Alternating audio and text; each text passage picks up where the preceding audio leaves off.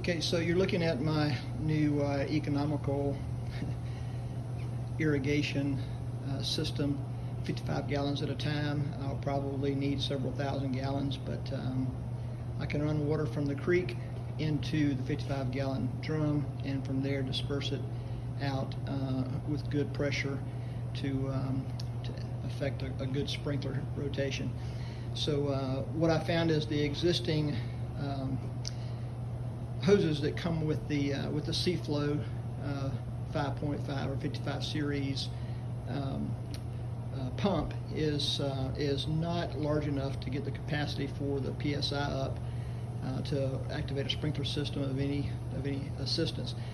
It will pour out, and you can use a hose and you can pour water and you can transfer water, but to get the PSI up where you need to go to a garden hose size 5/8 or even the smaller size. But the existing 1/2 inch in and out port will have to be converted to 3/4, 5/8, either one of those. And of course, the longer hose you use, the less. So I shortened the amount of hose between there. Seems to work great. I'll show you an example later, but it'll broadcast about 30-40 feet with a standard, decent yard sprinkler.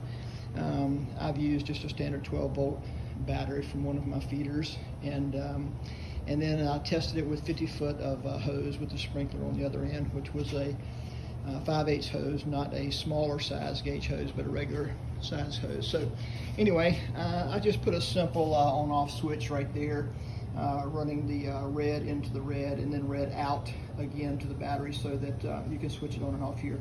The black ground wire just goes directly down to your battery, so that you hook those both up, but your switch will cause it to come on and off, just for a little convenience. Again, here's the C-Flow battery that I chose. I think it was $89 from Amazon, and then I put the hose on this end, clamped it down using some putter's tape, some plumber's tape, and then I like this feature on this with a strainer, where you can, if you're pulling creek water or pond water, you can clean your filter out there reasonably easy. It's a twist off, screw on, screw off. And then there's a pressure sensor gauge for your PSI. You just flip that little tab right there and pull it out, and you put an Allen wrench in there. I believe it's about a number 2 millimeter. And you can turn it left to loosen it to make it cycle, or right to tighten it up to get the full PSI.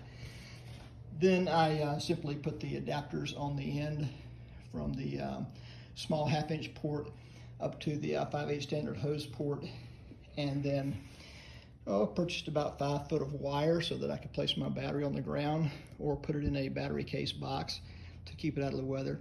Also, I'm going to reuse a battery case, just flip it upside down to put it on top of this this motor to keep it from getting wet in case there comes a rain while I'm using it. So anyway, I'll show you a video showing it in action. This system right here is simply a 3/4 pipe cut out to go down in, and then the garden hose runs down into the pipe so that it has a stiff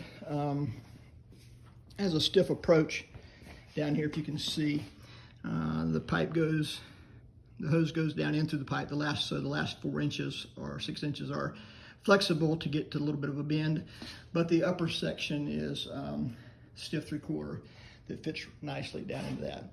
Of course, I anchored it on a 12-inch board platform, just using some bolts from underneath side, one on each end, that can easily be removed if I need to take it off or exchange it or service it for some reason. So anyway, bought, I think I've got $35 in this, plus the motor, so maybe $150.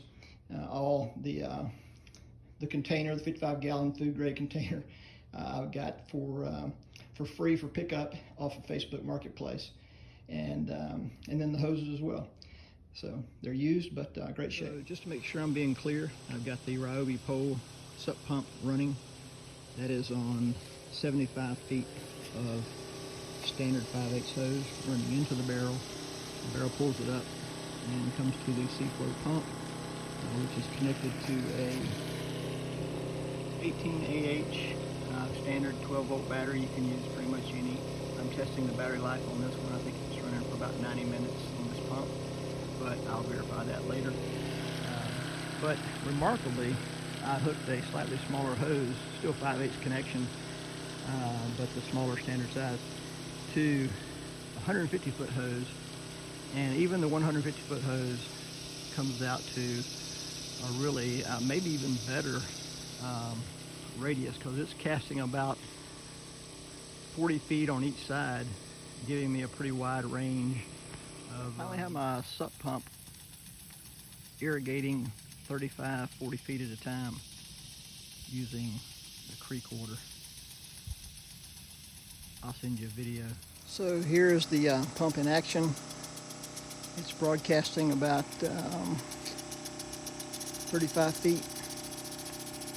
Could adjust it up just a little bit, but there's plenty of area in a 180. So little on-off feature right here.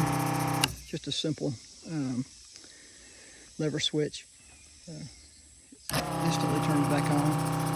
I've got the PSI dialed up to the max so that it doesn't cut off, but continually gives pressure to it. So there you have. I think I've got that sprinkler, $14 and for a T-post, and 15-foot hose, which you could run longer.